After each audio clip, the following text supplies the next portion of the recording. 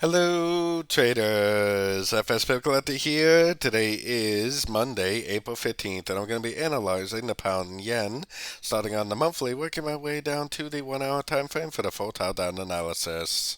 So on the pound yen monthly, I still think this first push up is very likely a wave A. I still think this is three waves down for a wave B. I still think that we're in a wave C and that we're in a subdivision of that wave C, a 1, 2, and 3 of wave C. Just to finish off this wave C, I think we need to finish the wave 3. I think we need to make a wave 4 and make a wave 5 just to complete this pattern. So, taking it down to the weekly time frame. On the weekly time frame, it's still definitely making higher highs, higher lows. I think this is the main one and the main wave 2. And then I think we could see a subdivision of the wave 3, like a 1 of 3, 2 of 3, 3 of 3, 4 of 3, and I think we're currently probably in that wave 5 of 3, which I still do not see that it's over.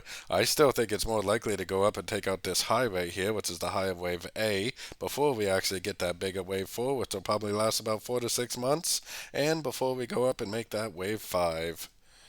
So let's take a look at it on the daily time frame.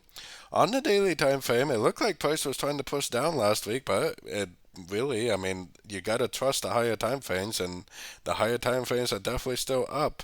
It looks like 1, 2, 3 waves down, probably 1, probably 2, and probably going to go up and make a 3, 4, and wave 5. So definitely still very bullish on the sort of time frames, especially.